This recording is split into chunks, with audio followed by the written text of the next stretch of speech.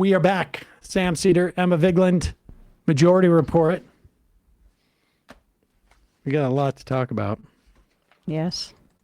We didn't even take any phone calls yesterday. Called Hawley's office. Really love having him as one of my senators, says Muddy Mo. New York transit workers. If you're going to do a segment bashing Cuomo, I'd like to add to it. In 2012, he did a pension reform for all civil workers in New York State called Tier 6, basically increasing contributions from workers and diminishing the payout. He then vetoed Tier 6 reforms that were passed by state Senate and Assembly.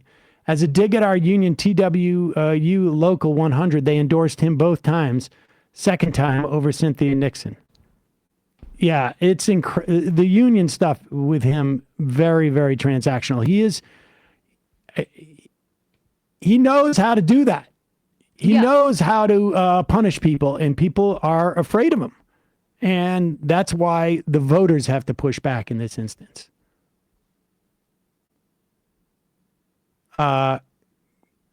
Charlie Jerk. Sam, did you see the Grok thinks it's Mark Maron in the Jubilee video? Yes, I did see that. We were laughing about that. I mean, Grok can do comedy bits. It's, you know, it really, maybe advanced generative intelligence is here. I mean, Long it's past already time. funnier than Elon. Sam, your message you wanted people to send to their senators was jumbled. Quit the blather and say something succinct. F you. How's that for succinct? I think people can figure it out. Vote no on the continuing cloture. resolution. Yeah. Vote no on cloture. Yeah, 2 sentences. Maybe you just don't understand. The rest of the audience had no problem. Emmy the Martian. Hey, y'all, loving this. Can we get a weekly making calls segment where you make calls instead of take calls? Left is best. Pep Talks. Hey, Sam, my mother passed away unexpectedly this weekend. She was a huge news follower, and we would talk politics daily. I will miss her hilarious takedowns of who she called the Cheeto in charge. Can she get a shofar to celebrate a wonderful woman and mother? Yes. Sorry.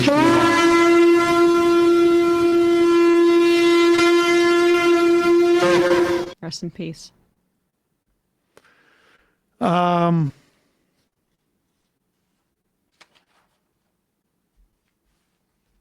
here's the Elon Musk. Should we talk about this? Yes. Elon Musk, incidentally, and this is pretty rough,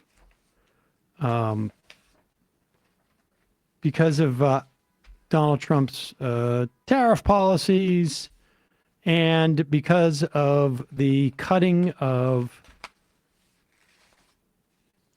government jobs and creating, just broadly speaking, a lot of, I guess, insecurity, uncertainty in the business community. Elon Musk, and also because I guess people are starting to protest Tesla cars, he's lost billions of dollars. Billions of dollars in market value. Tesla stock took a massive hit, specifically on Monday, where it was at its lowest point since 2020. And the reporting is that it lost more than 50% of its value, $800 billion in market cap. It was at its high in December when it was obvious that Donald Trump and Elon Musk were buddies, and he was probably going to get a bunch of more government contracts to subsidize him.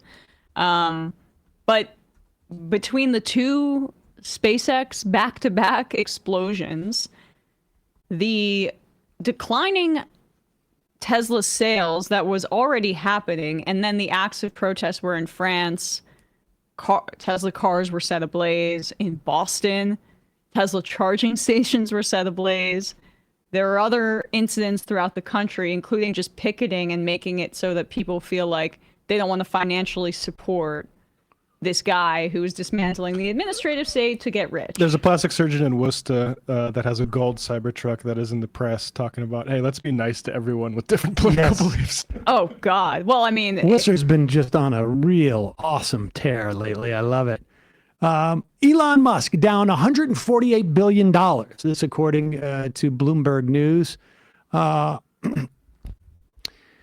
Here he is on with Larry Kudlow. Larry Kudlow. And Larry Kudlow is like more of a traditional conservative who cares about just if stock market go up or stock market go down. That's it. And so you can, even though he served under Donald Trump, you can tell I think from this interview, he doesn't like Elon Musk and he doesn't like what's happening right now. And so, just like look at, I don't know, the way that Kudlow reacts. Between lines. But also remember, now Elon Musk has all the data from the HHS of all patients essentially in the health system. He has all the data from the Treasury Department. He is theoretically in charge of, like, I guess, keeping this data safe. Here he is out on a tour assuring people that, like, there was some really special circumstances as to why Twitter was all messed up yesterday and down and up and down and up. In fact, part of it is even down today, I think. Here he is out there explaining that it wasn't him. It was some, oh, I know who it is. It's obviously the people in the middle of of fighting back against an invading force in their country. They must have the time to be messing with Twitter. There was a cyber attack on X today, which shut it down and may have been foreign sourced. Yes. It's a big story. You want to give us a moment on that? Well, we're not sure exactly what happened, but there was a massive cyber attack to try to bring down the X system with IP addresses originating in the Ukraine area. Oh, wow. Ukraine area? Oh, yeah. Oh, yeah. Wait, These any guys. evidence? Now, you know what's awesome, though, is that these high-tech, almost militarized hackers who took down the X system, as he calls it, they forgot to use their VPN. I know. Yeah, it is odd that they would leave that breadcrumb trail to a country that is very politically convenient right now. For At a Elon time Musk. where they can't really be doing stuff like Right. that. No, this is a perfect time to upset the Trump administration. Yeah, right. Try and get that deal signed Make again. sure you leave big breadcrumbs so they know it was us. Yeah. No evidence. He said massive DDoS attack. I don't know if Anonymous did it. We still don't really know, but like You know what else is in the Ukraine area? Russia.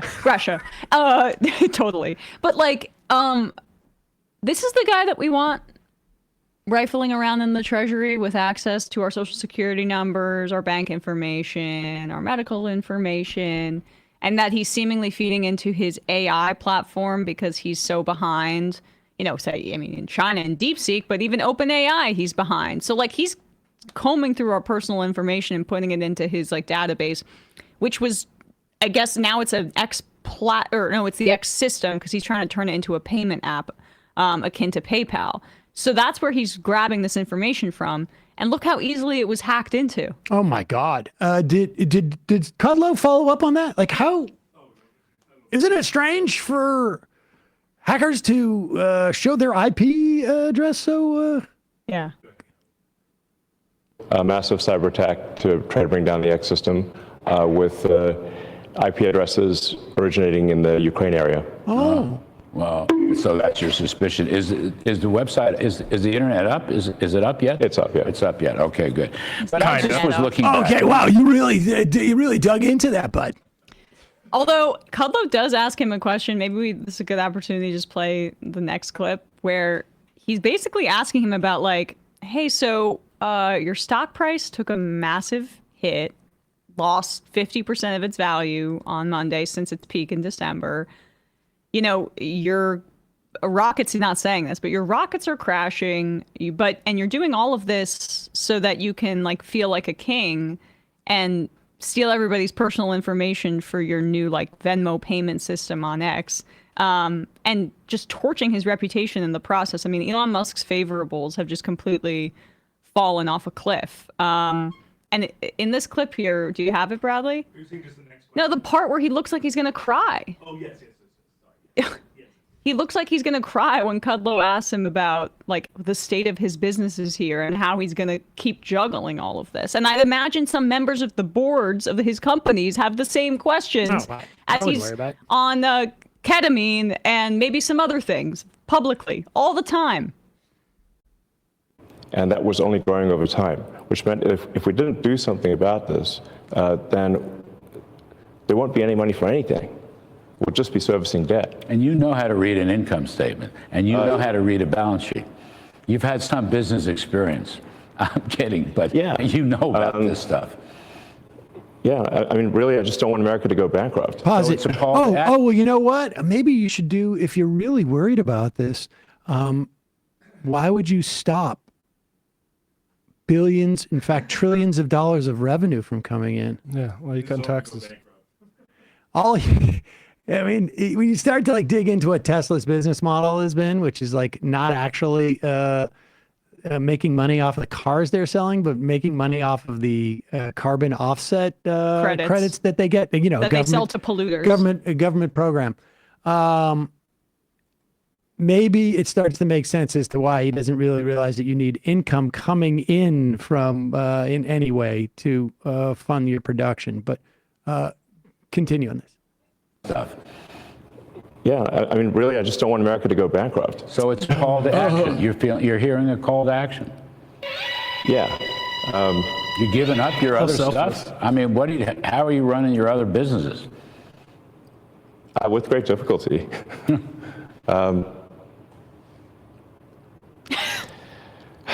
Yeah, I mean, But there's no turning back, you're saying. I'm just here trying to make government more efficient, eliminate waste and fraud, and so far we're making good progress, actually. So our savings at this point exceed $4 billion a day. Mm-hmm. So it's pretty significant. You think you'll wind up getting to $1 trillion You're a pretender. Yeah. of savings? I mean, unless we're stopped, we will get to $1 trillion of savings. And that You are a douchebag. Yeah.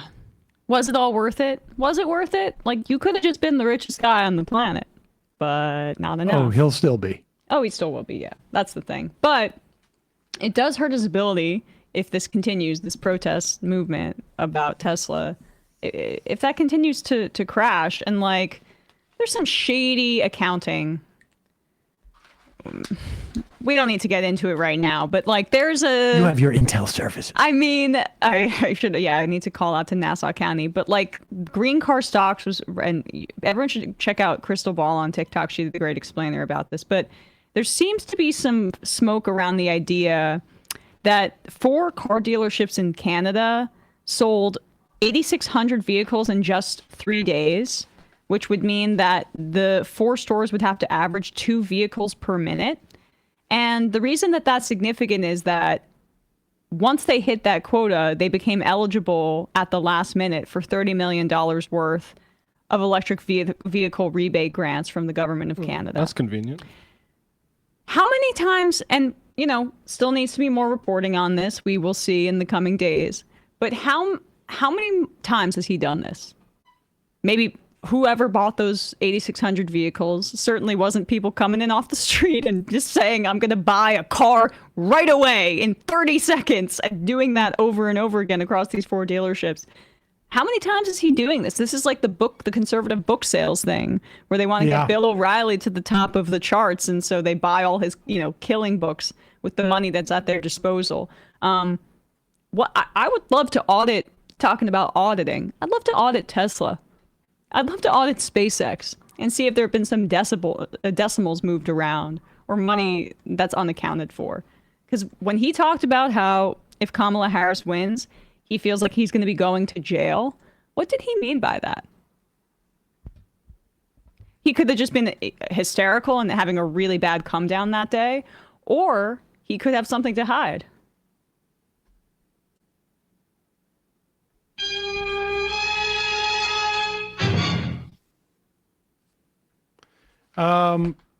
This is actually pretty funny. The Fox News was apparently like pulling off its on camera, the little scroll in the bottom where it has what's going on with the stock market. The Republicans suddenly, I mean, remember Donald Trump was bragging about the stock market in his first term? And then it just, took off during Biden's term. The fact of the matter is that 80% of stocks are owned by 20% of the people, or somewhere around that in this country. There are folks who have institutional investors have pension money in a lot of these stocks. All I can say is thank God we have Social Security as part of our three-legged retirement stool, because if we were relying on 401ks right now, as the stock market is tanking, folks who are retiring, folks who have saved up their whole lives, folks who have been working jobs like you name it, working as a superintendent of a building, working as a teacher, working as a construction worker. If they didn't have their Social Security and they were just relying on what's happening in the stock market, and if they're retiring now, right? They went through 2008. I mean, they've gone through a lot.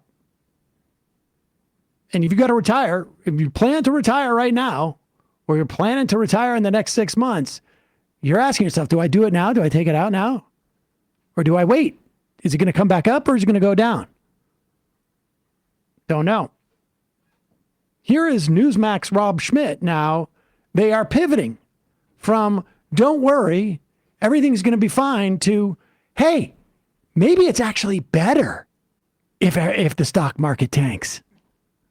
Welcome to Rob Schmitt Tonight. When Americans voted Donald Trump into office, they voted for massive change. And we're now starting to feel the turbulence that comes from such change. It is both political, it is also economic.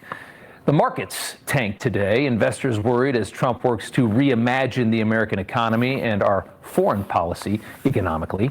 Massive government cuts, tariffs, and the mass deportation of cheap, illegal American labor.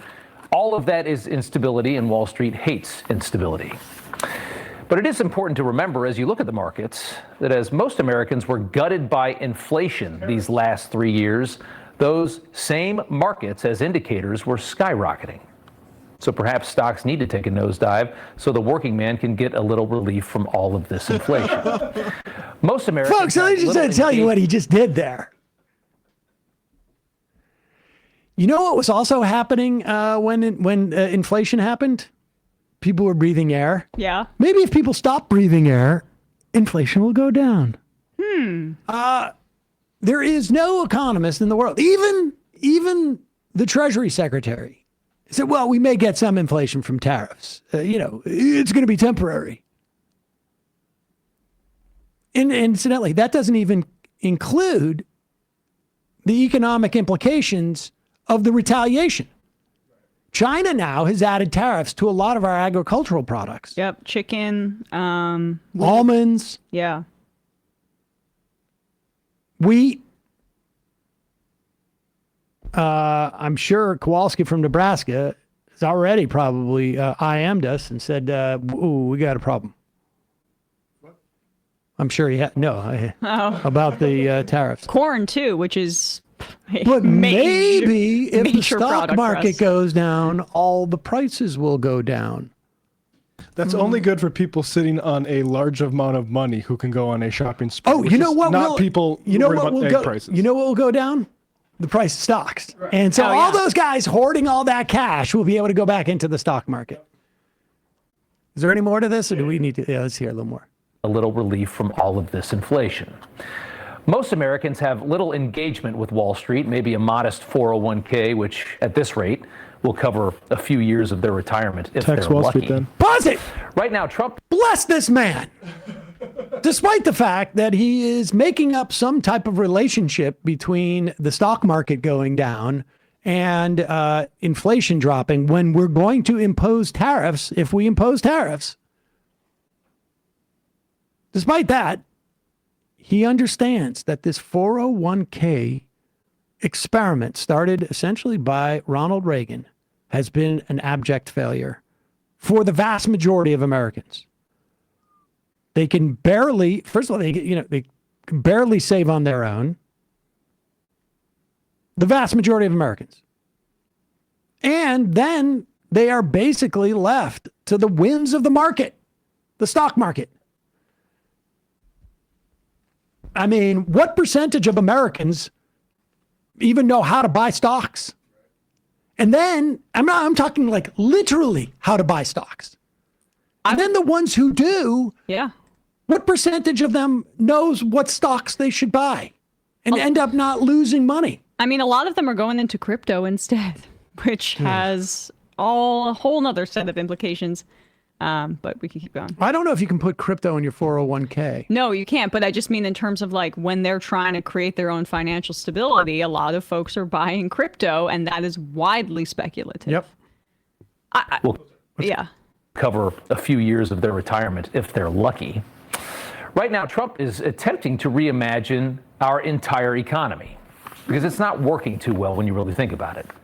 If this plan works, labor in this country will cost more as workers see better pay.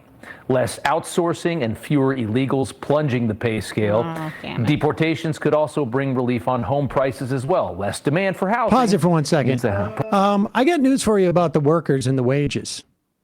There may be more money to pay the workers, but they have completely undermined what little protections labor has in this country. And I got news for you who's going to end up with all that extra cash. It ain't going to be in labor's pockets. Good. Deportations could also bring relief on home prices as well. Less demand for housing means the price of housing goes down. Less supply too. All of these that I just listed off are bad things for Wall Street. Every single one of them is bad for Wall Street, but they are great for Main Street.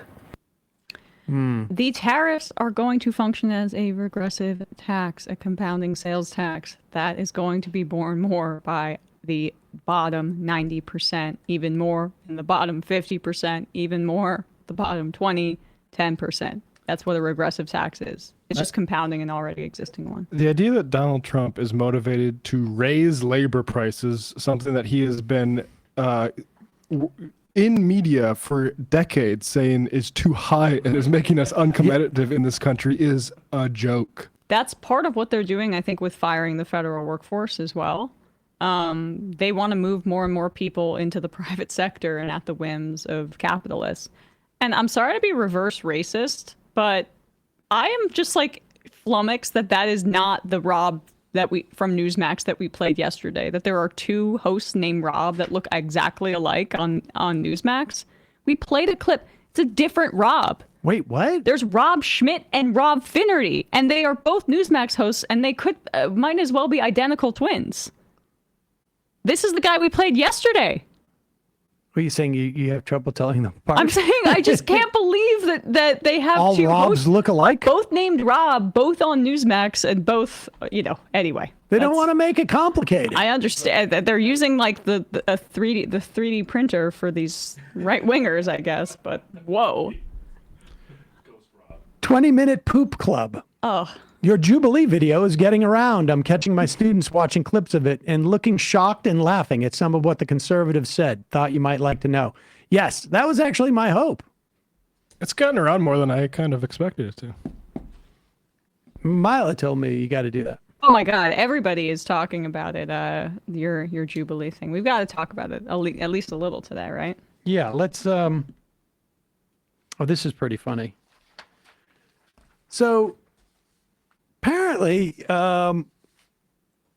these conservatives on Twitter, I don't know. I'm surprised at their reaction. They could have ignored this. They can't. But apparently they don't feel they can. Now, who's this cat turd guy? Wasn't he like Elon Musk's friend and then he got rejected or something like that? What happened? He's a major conservative, crap posting account, right, Matt, you would say? Yeah, he's big. Occasionally he has issues with Trump, but he's just a sad like Trumper. An Ian Miles Chong type. Yeah.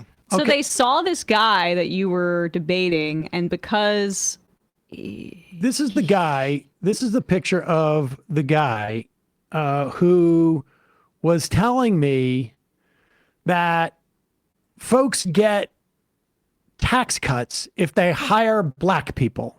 That's what DEI is. Mm-hmm. And that's not what DEI is. Folks don't get tax cuts if they hire black people. Did we go through this the other day with the, we did during the promo.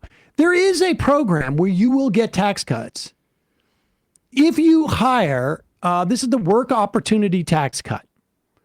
And you scroll down and you do get a tax cut if you hire qualified citizens. So who are they? Scroll down. I think it's all the way down at the bottom. Targeted groups. It can be a qualified IVA. Hit that. Qualified is an individual as a member of a family receiving assistance under a state program. So in other words, you remember all the work qualification programs? Like you can't qualify. No, keep that up here. Keep that up here.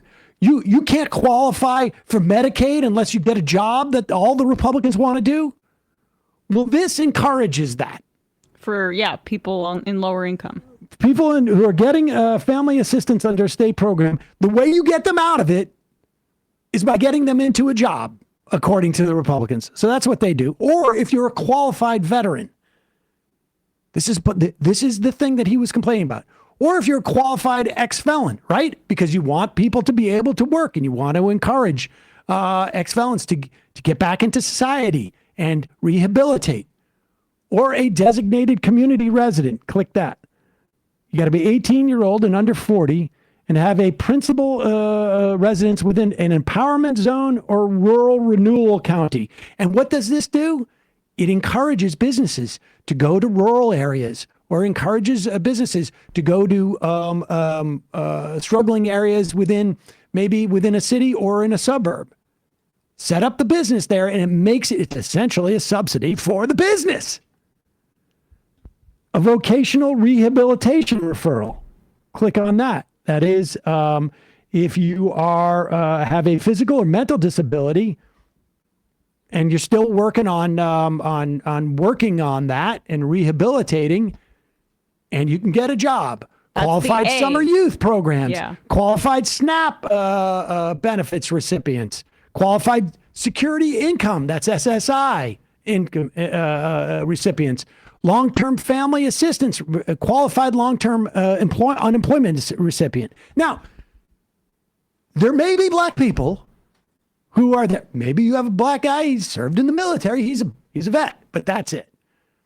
And then the guy was telling me that not only do they get that in the private sector, and we just saw the only program which provides those tax cuts, they also get this in the public sector. And I said, what are you talking about? Agencies don't get tax cuts because they don't pay any taxes, because they are the government. The government doesn't pay taxes to itself. Yeah. Pretty rudimentary that government agencies are funded by the government. Kind of a weird category to make in any circumstance. And he was adamant that I was wrong in his argument as to why DEIA should be cut. Should we play that clip? Yeah, let's play that clip. It's kind of short. Yep, here it is. This was maybe the stupidest moment. Now, in terms of a DEI initiative, the reason why there's military bans on trans women and trans men is because they do not have the ability to cooperate at a mental capacity when they're constantly undergoing hormone treatment, as well as depression pills, as well as different mood stabilizer pills. And so when you go out to aside combat, from the theory that all trans people are heavily medicated at any time, I don't think if you are heavily medicated and your medication is preventing you from performing your duties, I also don't think that they're going to be putting you on the front lines in the military. No. Because that would be a problem for everybody. I mean, it's not like trans people are the only people who are depressed at times or taking medication. There's a trans man in the military that was profiled by the New York Times, and he said that his only gender-affirming treatment is one testosterone shot a week. Now, the Republicans are adamantly against testosterone shots. I mean, just ask RFK Jr., whose physical appearance in his 70s looks quite... He's 70, right? Yeah. It looks a little different. 100%. So, I mean, they must be really against testosterone shots if that's the case. Continue on with this. Pills, as well as different mood stabilizer pills. And so when you go out to combat, do you really think you're going to bring an ice cooler pack with your whether that be hormone, estrogen, or whatever it may be, while you're about to shoot someone of the opposing war. Well, the executive orders that Trump gave were DEIA orders that had to do with agencies that have nothing to do with the military. Yes, they do. Yes, they absolutely do. The FDA, they just revoked the ability of the Air Force to teach Air Force members about the Tuskegee Airmen. Well, Like, what are we talking about here? Okay, well, Honestly, all right, like, pause it it for one second. Now, to be fair, this was shot in January, and within a couple of days they had reversed it. But we also know since then they have removed something like 40,000 images because they contained women or black people or Native Americans through like military documents and I guess websites and whatnot. It's just bizarre. But go ahead. well, Like, we're not. what are we talking about here? Okay, well, Honestly, like they're rewriting history. well, that's your perspective, right? But at the end of the day, if a person Tuskegee Airmen, we can all agree Okay, existed, just right? listen to this. If you were racist, right, and you were an employer, and if you wanted to absolutely be racist and exercise that, you would. I think DEI sort of prevents people from seeing the reality. If a person truly wanted to hire you based on your intellect, based on your skill set, they would. DEI essentially provides tax cuts for the end of the year when you Pause create it your now. tax Like, I mean, return. I've never been so gish-galloped by nonsense. Like, I don't, like. At the end of the day, Sam. Like, I couldn't even follow what he was saying, that DEI prevents people from seeing how racist people are. And it doesn't allow their discrimination to come out in the open. And understand, DEI doesn't do anything in terms of the hiring thing, except it allows for putting public notice in a bunch of different communities. Low-income communities. It also, I think, encourages summer internships, low-income communities, but also other places. All DEI does, to the extent that it's involved in the hiring process, is to expand the pool of people who are considered, not to give extra points to anybody. That's the whole point. And then for those people who are already hired, to make sure that there's nothing that's happening within the workplace that is discriminatory. So and that's why it's DEIA. Make sure that things are accessible. Go ahead. Essentially provides tax cuts for the end of the year when you create your tax returns. They give you a tax credit for hiring someone who is black or a person of color. I don't know if you knew that. In these agencies? In agencies and private In government businesses. agencies, they don't get tax cuts for hiring people And of the other color. thing I wanted This is to, to protect the other thing people I from want to discrimination. the other thing I want to kind of state here is that I've realized that a lot of the times with the liberals is that you guys push for example, for DEI and people of Latino or Hispanic descent. And a lot of the times what you don't realize is you're actually doing more harm than good by putting them in positions where you make them believe that it's based on the color of their skin. It's based on DEIA does not is not. It's based on merit. DEI emphasizes color, skin color, physical it attributes. says that the people who work in your agency, it's about anti-discrimination. Discrimination against what?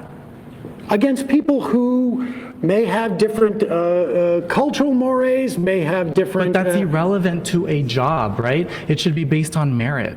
And that is the emphasis People here. get hired as a merit, but if the DEI, if the DEIA, I'm talking about Trump's rescission of these orders received a on tax these cut as agencies. an employer, wouldn't you hire a person of color? Dude, If you could pay them less? listen, we're talking about government agencies that do not get tax cuts. They don't. Government agencies. They don't. No, Yes, these they are. do. They absolutely do. I'm talking about. Do you understand? Like, there's such a cascade of complete nonsense that it was sort of hard for me to catch up and like address. Like, how do you have a conversation with someone who thinks government agencies? How do you have a policy conversation with somebody who thinks government agencies pay taxes? The FDA is busy doing their taxes because it's coming up now. I mean, Sam, the grass is blue. Grass is blue. The IRS. Yes, that's the it thing. is. You've really got to monitor when the IRS does their taxes. You've really got to monitor it because they know how to get around all of the rules. I think, I almost feel for him because I feel like he's almost putting on this smug persona It's an audition. in a way to really obscure the fact that he has no idea what he's talking about. But the thing is, he volunteered to go jump and sit in that seat. Like, I don't like. It's just the level of assuredness and the absolute level of wrongness. And so I was completely flummoxed at this point. Like, I didn't know how to communicate any further. But this is what I did. No, They do. They absolutely do. I'm talking about every private and public sector gets tax cuts when you hire a person of color. Government agencies don't pay taxes. Government agencies are funded by the government. That is not true. That is not true. And you know what? I think the whole juxtapose of this entire conversation. What month is this? This is January. Okay, so we can agree on that. The FDA does not pay taxes. It does not get a tax cut because it doesn't pay taxes. DEIA forces them as an agency to say, if you have a job opening, you must do your best efforts to make sure that every I like that. part I love of me a society. buzzword. You must do your best effort. Can you love pause that. Like, how do you respond to that? Must is not a buzzword. Must. It's a buzzword, apparently. It's more like legalese. It almost like honestly, I have to say, it was a brilliant strategy because I am so confused as to like what is going on here. What? That's a very nice buzzword there. Why are you hiding behind words that connect other words here? I don't know if there's any more to play there. I guess, I mean, people can watch this. People whole can thing. watch it. But the funny part about this is on Twitter, somebody saw some clip of it. This guy, Carly Bonet. He said yeesh. So it's clearly, I think it's about like how much you embarrass this person. And they say yeesh, but it's not specific about who is who and who's the liberal. I don't know who anything about Carly Bonet. I suspect that they must be a conservative because blue check, flag, and cat turd must follow them, right? Right. And so he sees this and just assumes that this guy is the liberal and writes, cat turd does, liberals are so dumb. And then people in the comments just start jumping on that bandwagon without looking at it. Tisha Aramira says that look you get when you know you have to debate a brainless, witless social justice warrior clown whose IQ is mid-50s. Okay, and They're making you into a conservative meme. Picture, and they took a picture of me and say like they think I'm the conservative in this. They have not. It's fascinating. The person responds, he's the progressive, actually. The guy who you're calling the clown is the conservative. Whoops. And then this person responds, really? He sounded like the adult in the room, LOL. Perhaps it could be a good opportunity for you to think about that a little bit more. Maybe you want to think about it a little bit more when you saw this clip, how Sam spoke authoritatively about things that he knows about, and this guy spewed a bunch of BS. And it's pretty obvious to anybody, right? I just don't understand. Like, did people not listen to the thing or no, or what? They looked at you without the audio playing and said, look at that man. Look at that man who is a cis older white man. Look at this younger person who with I don't a fancy know. Haircut. I don't know what his sexuality is, but bigotry does not exist. Yes, guys. Yeah. Okay, it's all based on merit. And so they just saw the identities of the people in the video and said, and also saw that you succeeded in beating up on that person rhetorically, and they thought it was you. So pretty incredible. So that happened. Let's do we have the other one where the religious fundamental one. This is the one that is being recirculated as the own on conservative media, which is also not true. But I do think it's something interesting to pay attention to with the reaction to which has gone viral, which is extremely exciting because you did such a great job.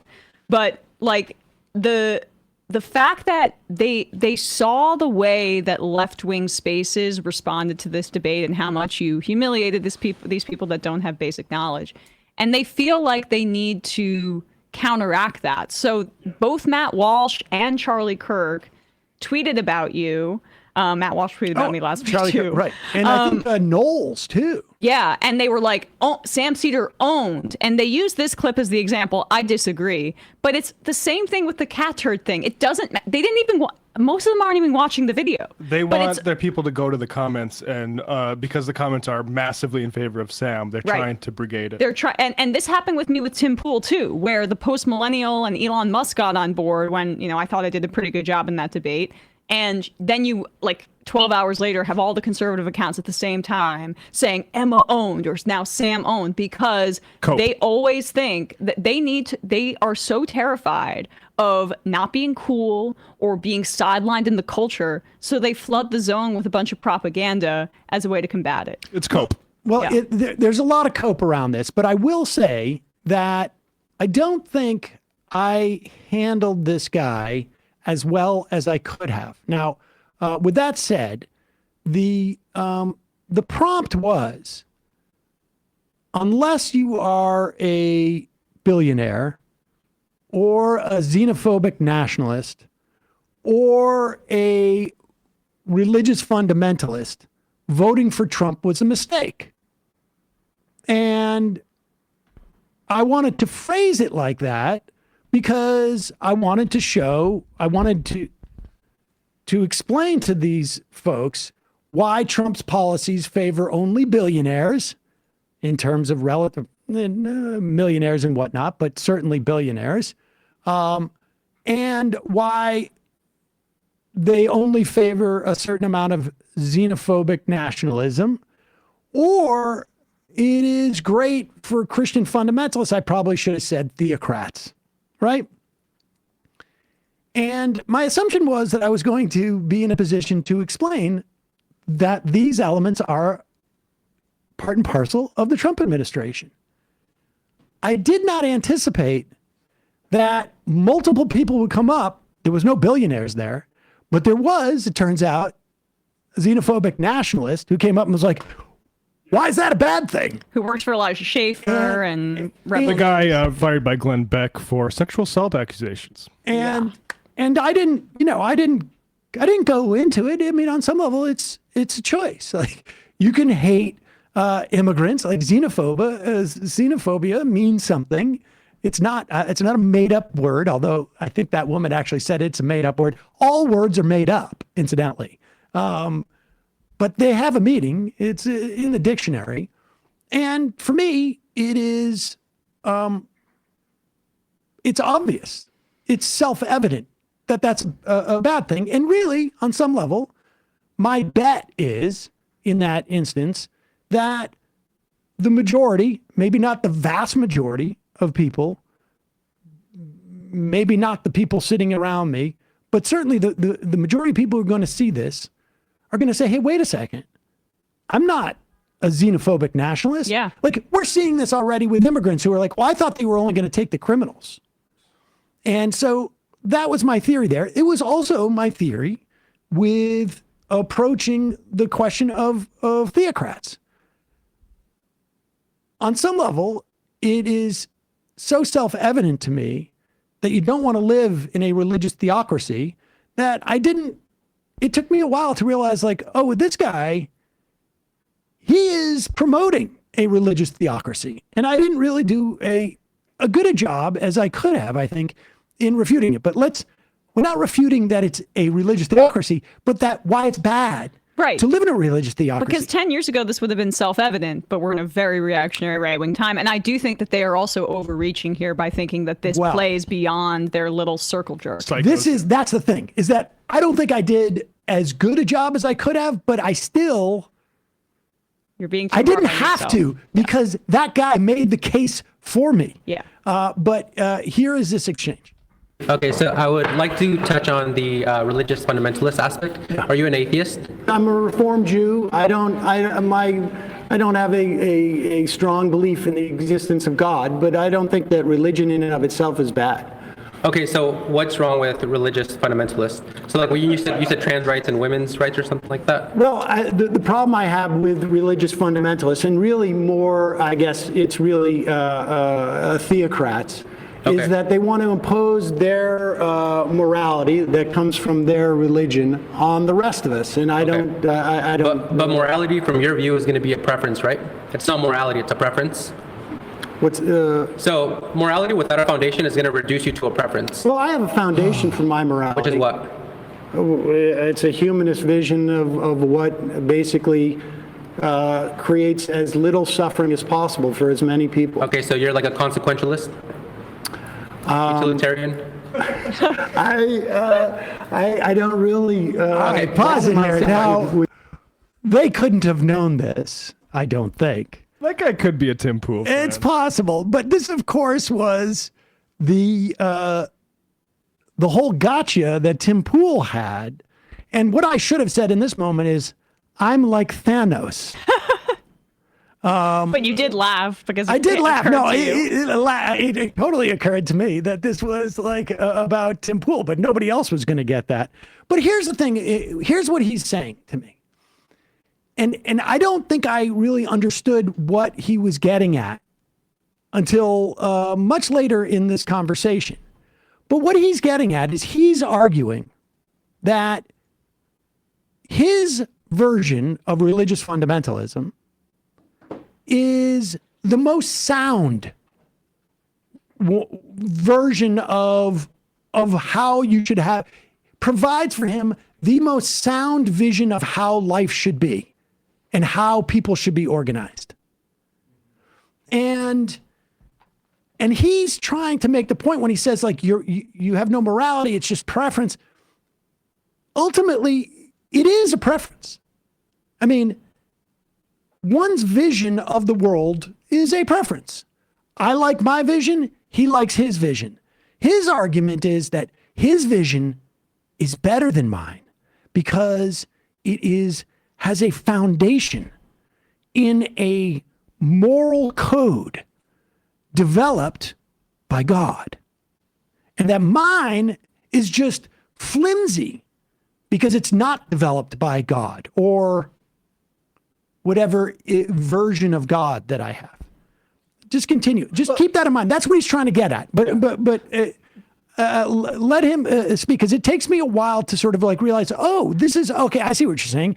You're telling me that your version of religious fundamentalism, because this guy could have been a fundamentalist Muslim, he could have been a fundamentalist Jew who would have a different sense of how we should live our lives. He could have been a Hindu. He could have been a Buddhist. Now, some of these religions don't impose in the same way that this guy wants to do. But just understand, like, I could have gotten to this much quicker if I had understood sort of where he was headed, and I would have conceded.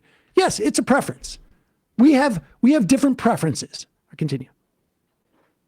With being a consequentialist or a utilitarian. It's always going to reduce you to a preference. So if you say that killing is wrong and I say it's right, you would really have no contention with that. Well, no, I don't base my understanding of civil society on religion. And so we have a civil society. Okay. We have laws that we have decided as a society in a democratic way. And for some people, it's okay for it to be informed by their religion. That's okay. Okay, perfect. So if tomorrow society comes together and we say, hey, trans folks don't deserve rights, you would be okay with that? No, I would be against it, but I mean, it would be morally right under your not view. Morally right. No. I'm not talking about morals. Okay, so here's the thing: is that this guy wants to organize civil society under a set of morals. Now he wants them to be his morals, and from my perspective, you organize civil society under a sense of justice. And on some level, egalitarianism. And that's where we start to have this difference. But he wants me to live in his frame, and I'm not quite fully understanding what he's trying to argue here. But yes, it is a set of preferences, and now he moves on to try and say his preferences are better. And he's trying to give me these hypotheticals as to, what is the basis of you being against, everybody arguing that trans people should not exist? Can I say this is fundamentally anti-American? You don't need a God to believe your morality has any kind of foundation. But you know what doesn't have a foundation in this country is theocracy. All the founding fathers were theists. I think that's self-evidently true. They had the opportunity to set it up as a theocracy, and they didn't do it. No, we have separation of church and state. They wrote against it. In fact, they were rejecting a king. And in societies that have a king, they are the number 2 person in the universe with power. Number 1 is God, who delegates to the king, who then delegates out. Understand that like feudalism and monarchy, those are all religious constructs. And they are all religious constructs. And so fundamentally, theocracy is contrary to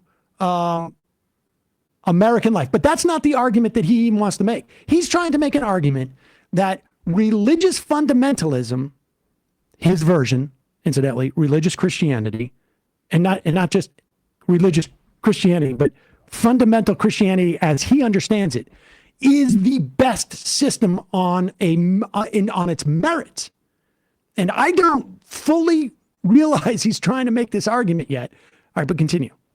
Religious foundations provide an ethical framework for one to live their life off I of. believe you can have an ethical framework without And if we take the leftist view to its logical tail end, to its extreme view, you have low reproductive birth rates, you have a reproductive dead end, so 2 men together can't reproduce unless they have to take from a healthy straight couple.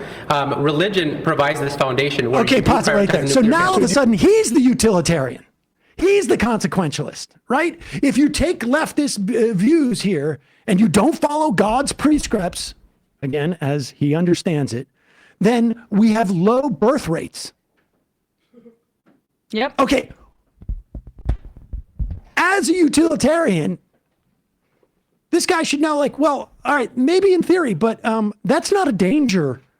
The reason why we have low birth rates is not because of gay marriage. In fact, as gay marriage has progressed, we've seen higher birth rates amongst those people. I mean, he just made that case about surrogacy. Exactly. I'll just say the highest birth rate, if we're going by religions, is Muslims. So maybe they have a secret. Okay. They don't like that part. Honestly, that's the thing. Is he switches to a utilitarian perspective because he wants to argue that his Christian fundamentalism is the best way to organize society. And it's a theocracy. And you can say reject theocracy based upon it not being American in that sense. But ultimately, it is a preference. He's decided to organize society around stuff that he has interpreted, or he's been told how to interpret, in a book that was written a long time ago. Religion certainly, I was raised Jewish. Religion certainly informs parts of my worldview, without a doubt. I don't know if I could disaggregate it and say which one it does, but certainly aspects of it do. My Jewish schooling definitely does. I happen to have been exposed to the Holocaust more than your average person who's not Jewish as a kid. That informed my thinking.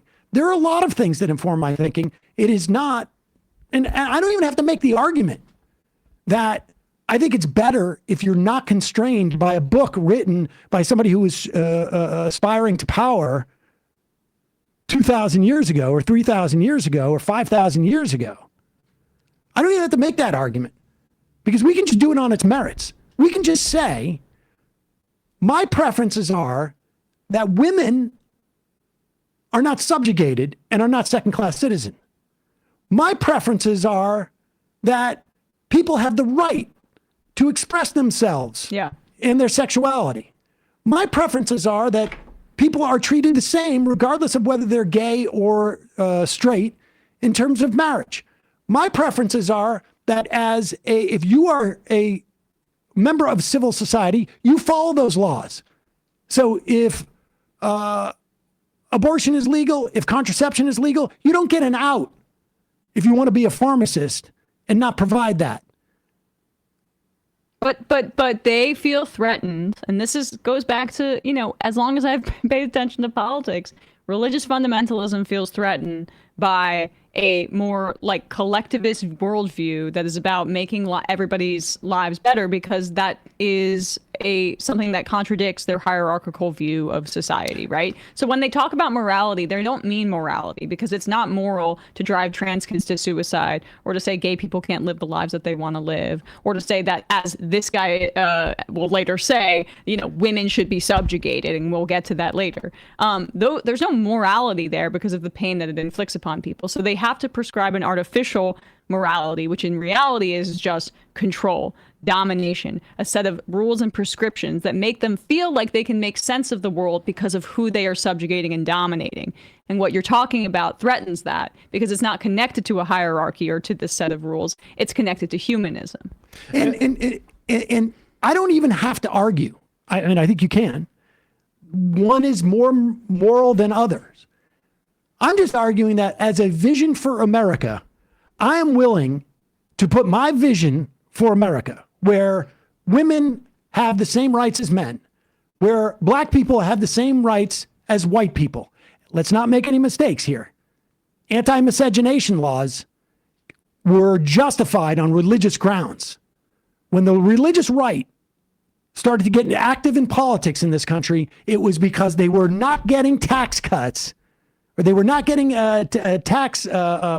They were subjects to tax if they didn't follow U.S. civil rights. And so things like, Bob Jones University, that's when they started getting in there and talking about abortion. It wasn't exclusively the reason, but that was a big problem for them. Slavery, also justified on religious grounds. Not just slavery. The taking of native property in this country, or native land, and killing them, was based upon a papal edict. Mm-hmm. Religion has allowed for domination throughout. And, people can argue whether it's moral or not moral. I would suggest it is, but I don't even need to argue that. I can just argue, what is a vision of this country? Keep playing with this, dude. Do you have a problem with gay people being married? It's not that I have a problem. I just don't see a justification for why they ought to be gay outside of it just feels good. Can you give me another justification for it? Well, I think maybe that's the way they were born. Okay, what about pedophiles? Are they born that way? They may be, yeah. Okay, so should we let a pedophile off the hook since they were born that way? No, I think we as a society should implement duties to prevent them from acting on that innate urge, correct? Well, I think between consenting adults. So now he's saying his argument is, and he wants to create this as this is some type of logic problem, right? Pedophiles are acting on their urges. Gay people are acting on their innate urges. Therefore, they're the same.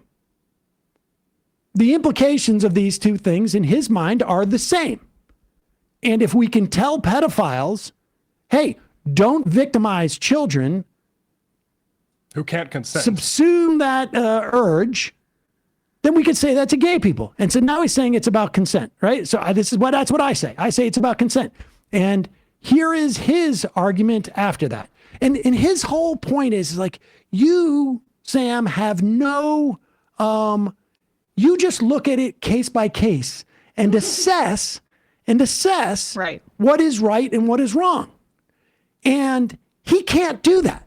He has a set of rigid laws that are prescribed to him by somebody in the sky via, his pastor, whomever it is that has told him. Saying, don't be gay. And don't be gay. Good impression. Even if you think it feels good. But the funny thing is that it goes from morals and some type of logical consistency to then consequentialism, right? Because you could say the same thing about heterosexuals, right? Like it's an urge. Why can't we curb that? Why can't we say one child per household You cannot, or why can't we say you can only fornicate for children? It's an urge. You can subsume it. Well, he would say, well, it is the outcomes of that. We need more children. We don't want low birth rates. Okay, you can only have sex if it's to consummate, to actually have a child. And this is where they would go, because that's why they say we can control contraception. But he's conflating pedophilia and homosexuality. I just want to make this clear. Even though there is not a victim in the case of consensual homosexual relationships. Watch where he goes with his consent stuff. Okay. Okay, so you're okay with the 45-year-old dad with the 19-year-old daughter as well? Incest.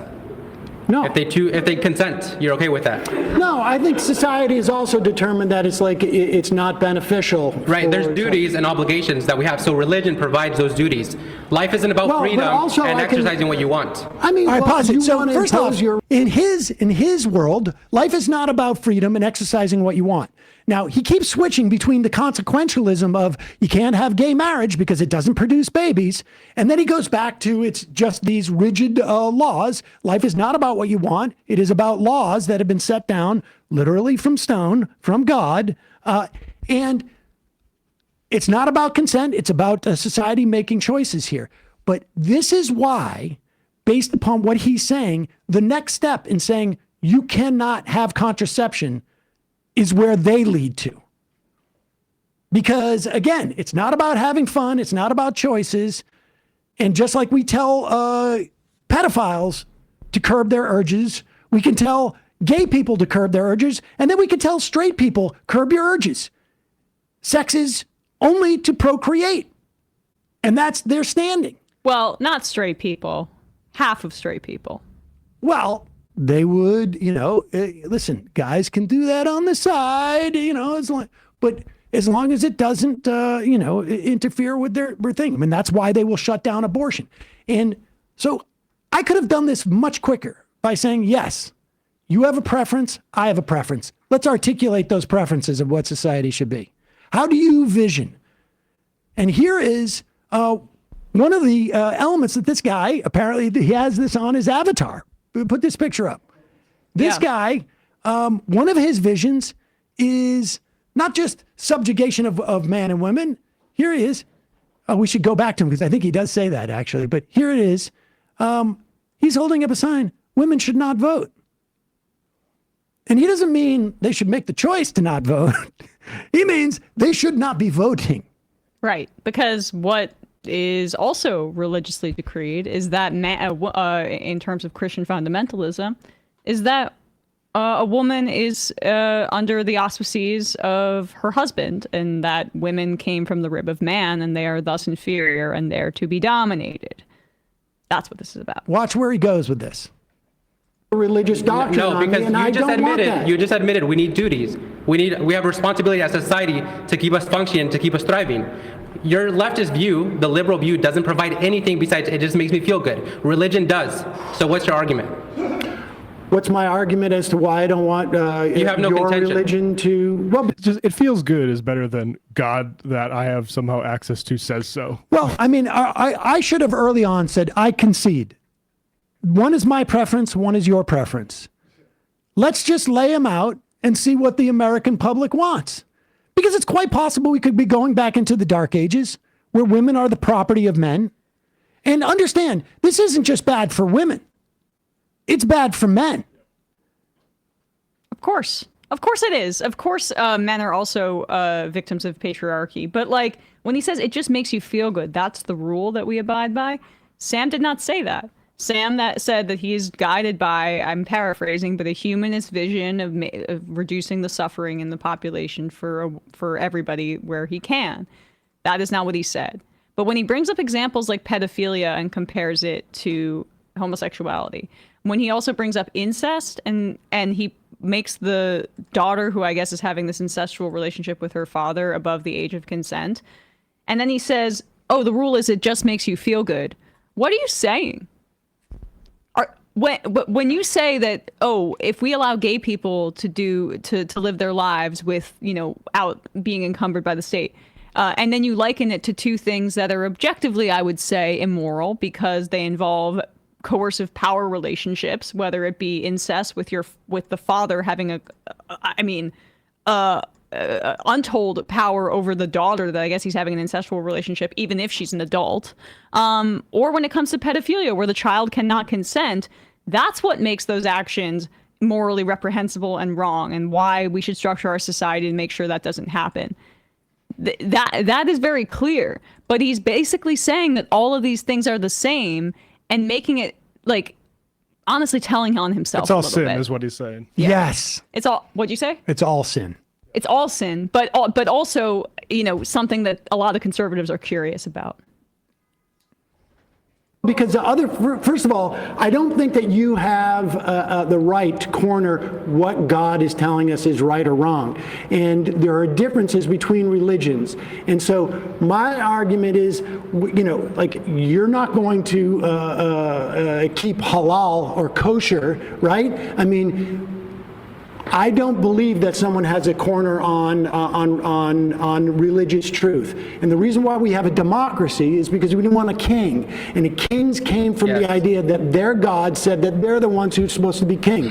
And so we can disagree on this. I don't want to live in a country that is ruled by religious fundamentalism. And if I do, you have no issue with that. And no. And this is why I say under Trump, yes, you have won.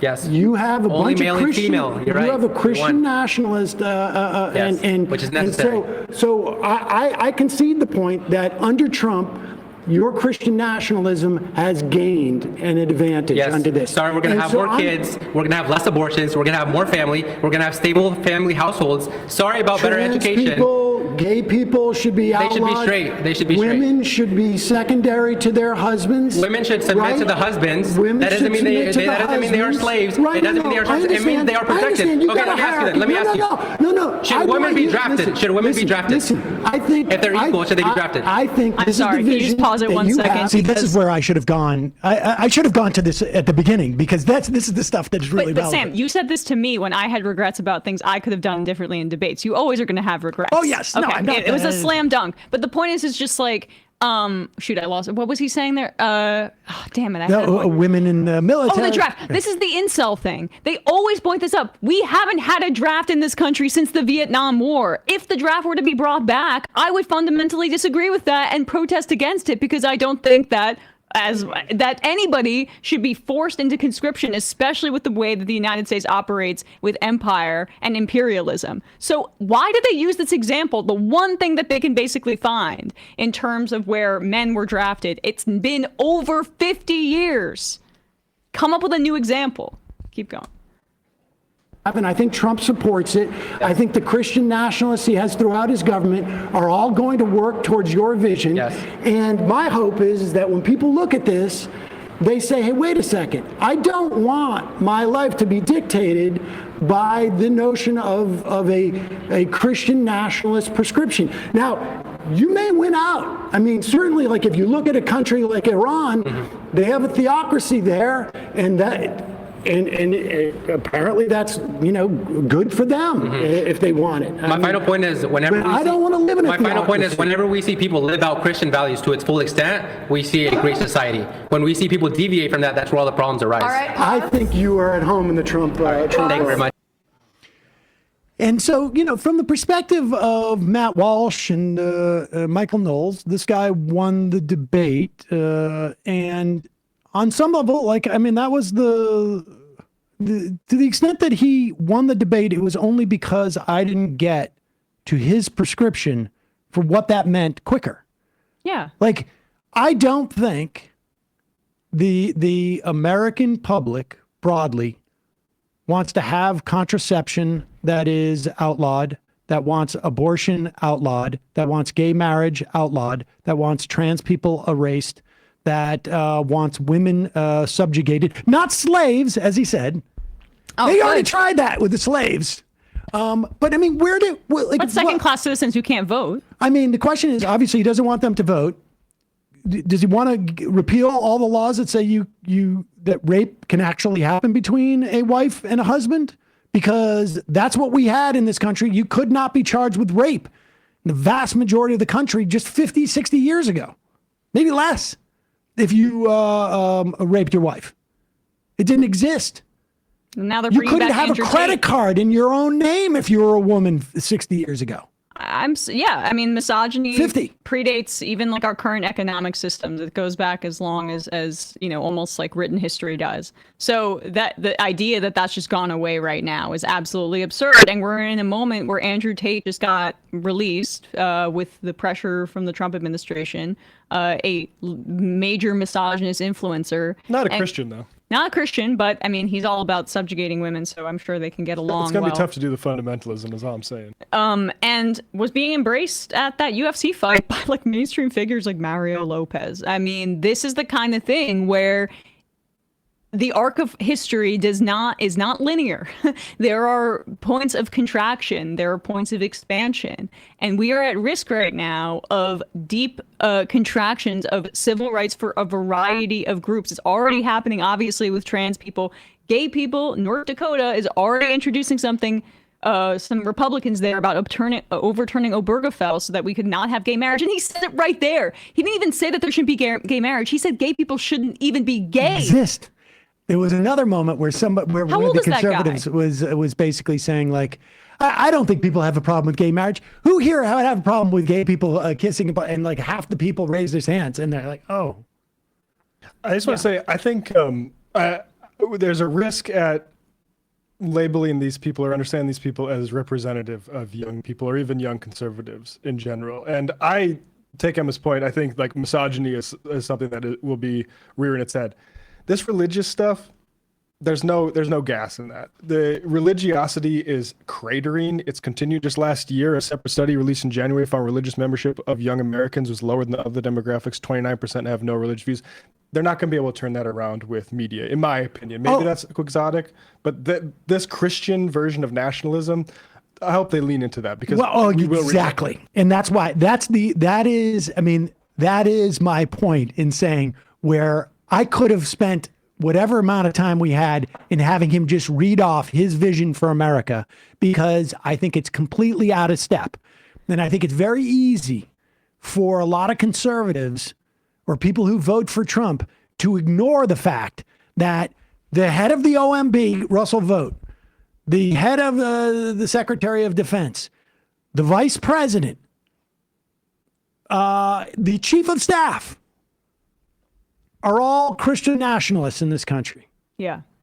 And the list is probably longer. Russ Vought is maybe the most powerful and most committed Christian nationalist in the government right now. I'm not convinced that Vance isn't one Fair either. enough. He's a late convert, which always makes you most insane. But like to your point, Matt, I agree with you on the explicit religiosity. But like what we're seeing with the tech oligarchs and with Project 2025, it is quite easy to marry these two political movements into something that like flattens those things. So Andrew Tate's not a fundamentalist, but he can work quite nicely with religious fundamentalists in their efforts to subjugate women. And we already are in a post-Roe world. It's just it's a matter of time before they start to go after contraception, and specifically contraception that women can control. They're not going after condoms because men can put them on and know when they're on. They're going after birth control, IUDs, and the morning after pill, which are all things that are under the woman's purview and not visible physically. And that's my concern about all of this. But we'll see. All right, we'll do another clip from that on another day. What else should we do here?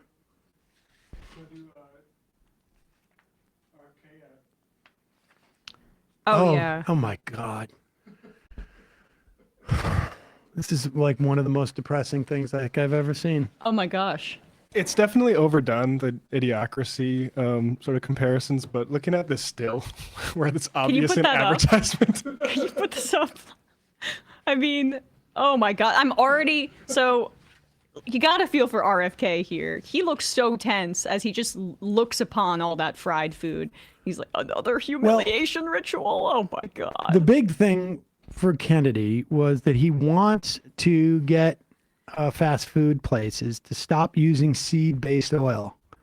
And this restaurant, apparently when Kennedy came in, switched to frying their food in beef tallow, which is, I think, at least, common understanding is that it's healthier.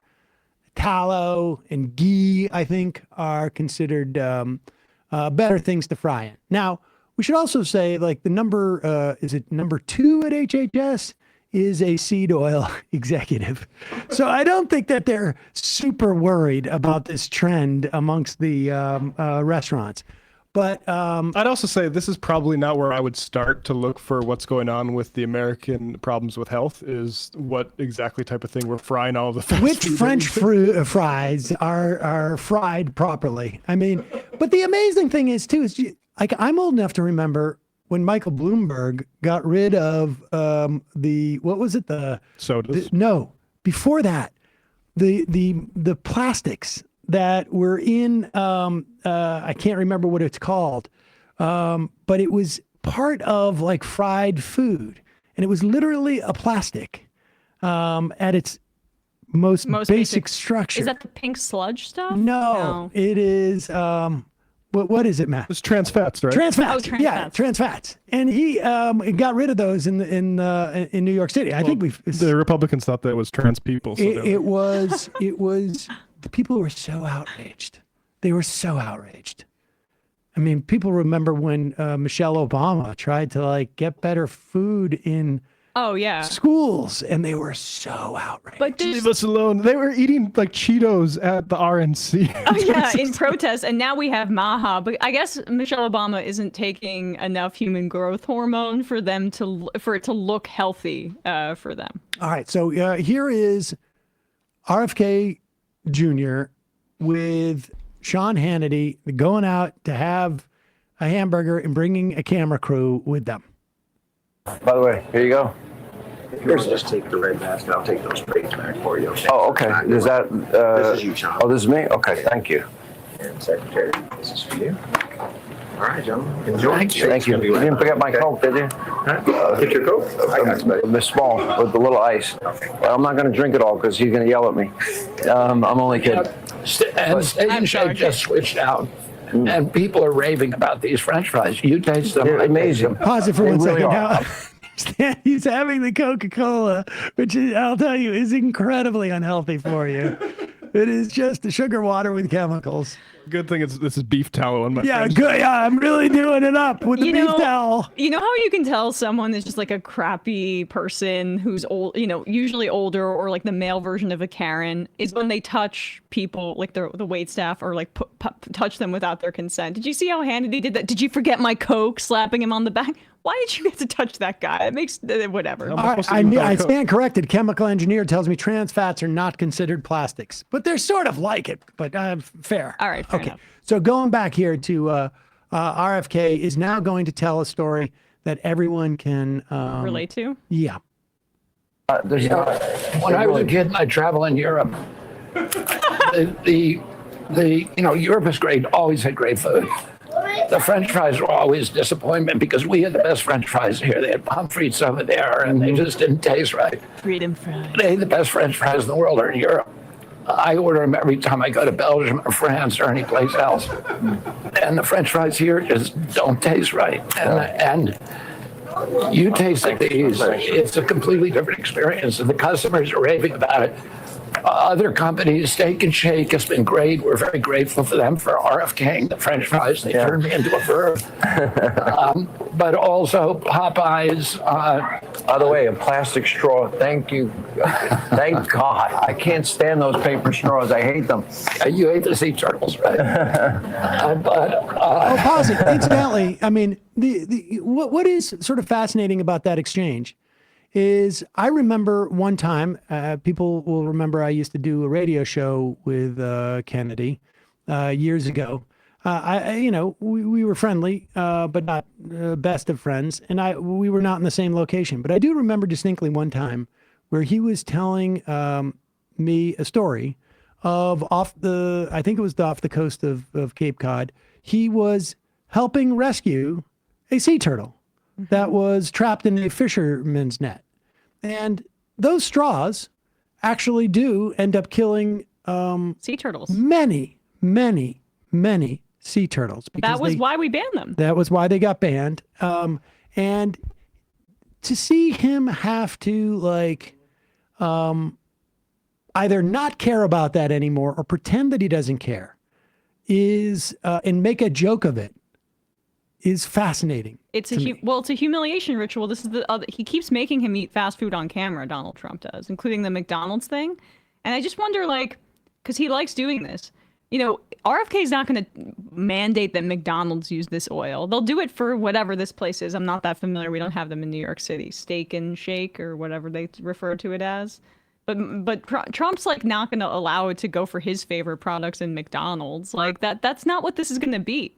Anyway, it's only about like a year and a half ago that RFK tweeted out his 10-point plan to fix the plastics crisis, which included things like banning fracking, which provides the feedstock for most of the plastics produced in the U.S. So yeah, it's Tim go like, oh yeah, you hate the turtles, huh? Like as one little sop to what he used to believe in is funny. It's amazing. It really is just showing how much he's willing to sell of himself for this.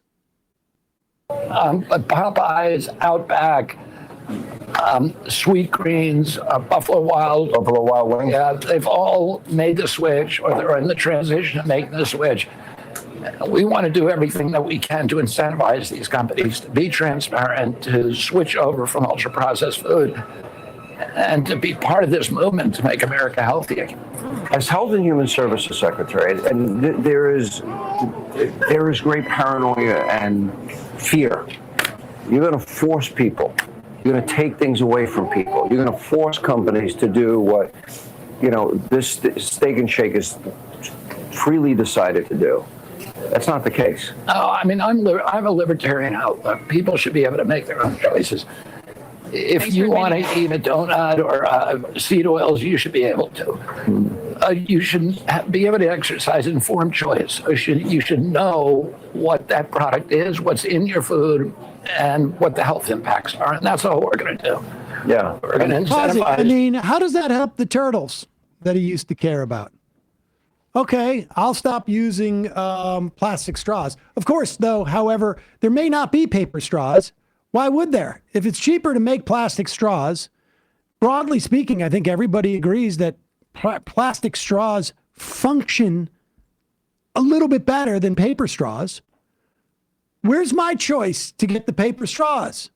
They're not going to be made anymore. I'll say this. I don't like admitting I eat at McDonald's sometimes, but they figured out the paper straws thing. I don't understand why this is still a talking point. It's because it's the same thing with the gas stoves, but like and the light bulbs. They don't. They and the grocery bags. Yes. I mean, right. Like I remember when the Republicans were so up in arms at the idea that people would be forced to have reusable bags. I remember Tim Carney on Twitter, like relentlessly talking about how germs stick on these bags. Like it was fascinating. Yeah. Buffalo Wild Wings help us make America healthy again. And he didn't list any of the chains. Like, I mean, Buffalo Wild Wings is one, but like McDonald's or Burger King. They're starting toward the transition. Yeah. Like, okay. Just like they were all going to help us do a clean energy push. Yeah. Trump's like, if you touch my fries, I am nuking the Kennedy compound in Hyannis. 1996, Sam says RFK is basically promoting DEI for beef tallow. Also, in the background of all this, Trump is completely going back on his promise to release the files pertaining to the assassination of RFK's uncle and presumably brother, too. Or his father. Right. But there could be info on RFK Sr. too. Sorry. Yeah. No, I mean, well, it's interesting. I mean, I said this on MSNBC on Sunday, but like what RFK Jr. is doing is exploiting an existing anxiety that people have about their health care and the fact that they don't feel empowered over their health care. We have nearly 30 million people in this country who don't have health insurance, that people feel when they think about going to the doctor, this deep sense of dread because it's going to be probably pretty costly. And if you have some sort of severe illness, it could bankrupt you. The leading cause of bankruptcy in this country is medical debt. So what RFK is here to do is to say, hey, well, when you consume your food, I'll make you feel a little bit better about it. You'll still have that anxiety going to the doctor, but maybe some of that income that would have gone to, your annual checkup with your physician or looking into, a more specialized doctor for your care, maybe that can go towards supplements instead. Stuff that is sold on websites for podcast buddies that I go on, or go to maha.com or whatever and see what's available for purchase there. Beef tallow, healthcare. I'm not sure. Yeah. Just buy more stuff. It'll solve it. I could talk about in France or in Belgium, when you go to the doctor, it costs you virtually nothing. Why have health insurance when we have colloidal silver? Why would I talk about that when I could talk about pommes frites? When I could sell with some mayonnaise. brands. With mayonnaise.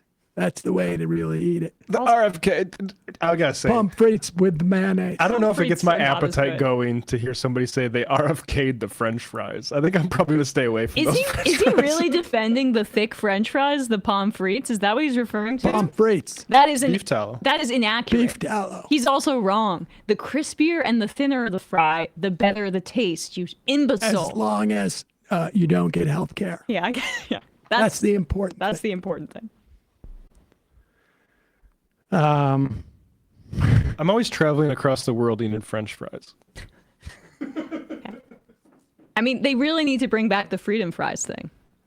Why hasn't he talked about how we need to rebrand our French fries? It's not French. We got to RFK them. The last time I was in Europe, somebody got healthcare from France. I came back with mainly being more impressed by their healthcare situation than their French fries. But did you try their pommes frites? I ate fries there too. I ate some crepes as well. Yeah. I'm Did gonna get some they fries after this. RFK the crepes? RFK'd the crepes. I just imagine them looking like really orange and swollen. Crepes with liver spots. Just Crepes wearing jeans. Inject the exercising. crepe. Inject the crepe. It'll be more manly. Testosterone crepes. Right. Why is this crepe so bloated and red? All right, let's read some IMs to get out of here. Edward Gregorian. Maybe we should get rid of the Department of Education. This is just sad. I think he's talking about the debate. Jackie C. Emma on Eamon was terrific. A week ago, he announced rumors wrong. Offer extended tenure. Show expanded, new format, new name, new co-hosts. Interesting. Wait. Okay. When was that announced? Like a week ago.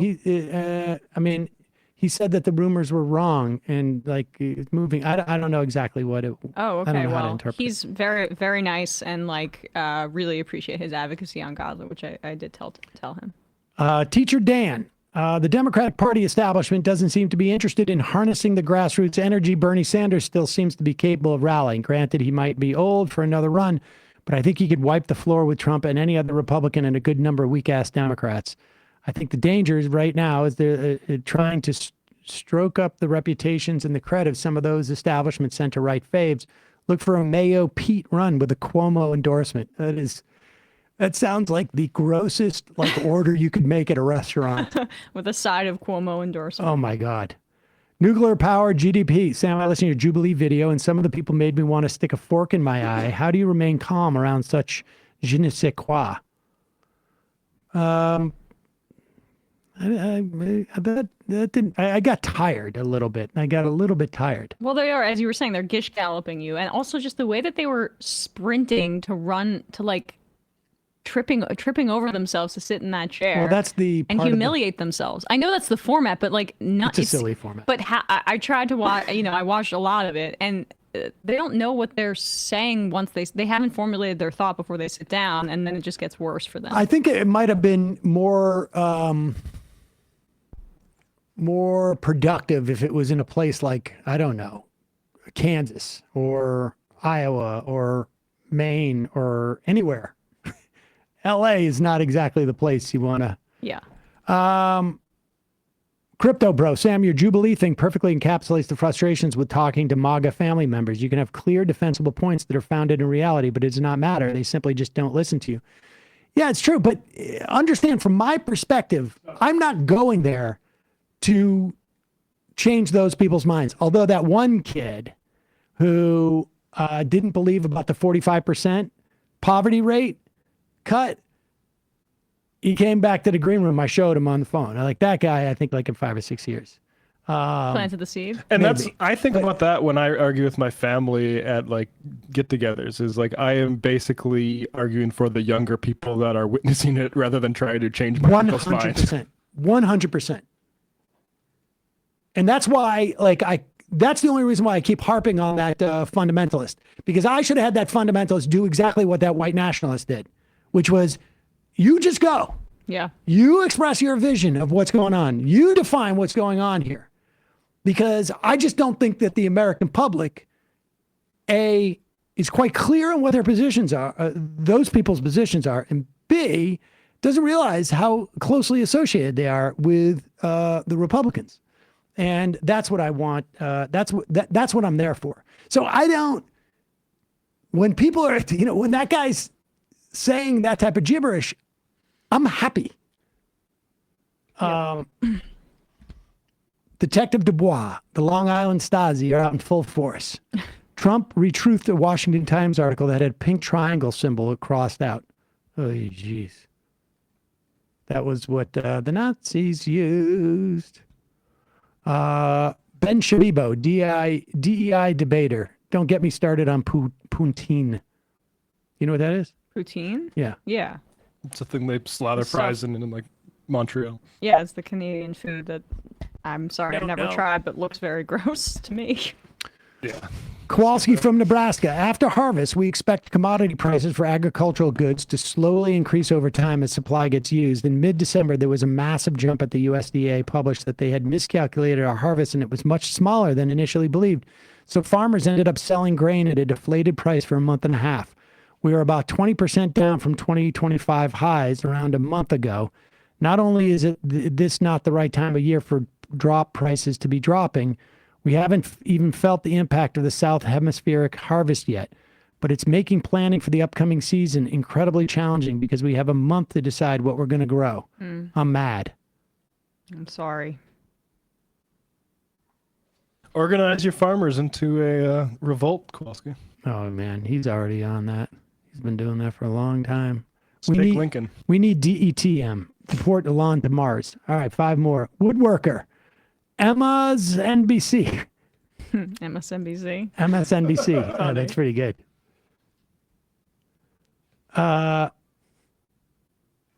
Sam does technology live. This is going to be fun. The fear of Majority Report calling Congress people would be wonderful. Calling on air in front of so many people and giving out the number is great. We should clip that too. And definitely. They already posted. I mean, Scary Mountain job, Wizard. team. This clown is throwing out so many BS talking points. 2 more. Sacha. Zateo Town Hall with Professor Catherine Frank of Columbia University in Prem Thakur. I watched it live and continued. It was great. She would be a great guest. Catherine Frankie, will you...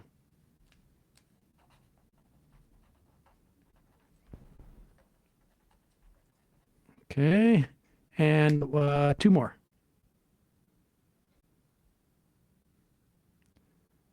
DNC Google Pundit. Try hitting 5 next time to add to the message.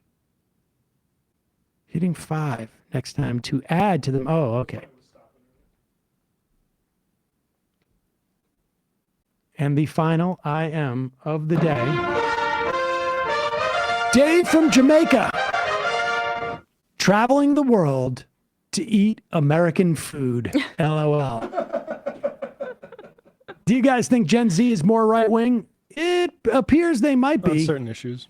honestly, though, is there nothing more American than traveling the world and eating the food that you're comfortable with from here? To be honest, I love going to fast food places when I'm traveling because it feels like home. Well, that's because you're a red-blooded American, sir. When I was in London, me and my friends called McDonald's the embassy because we'd always meet up there. My God. Bradley in absentia, Matt, Emma, great job today, folks. See you tomorrow.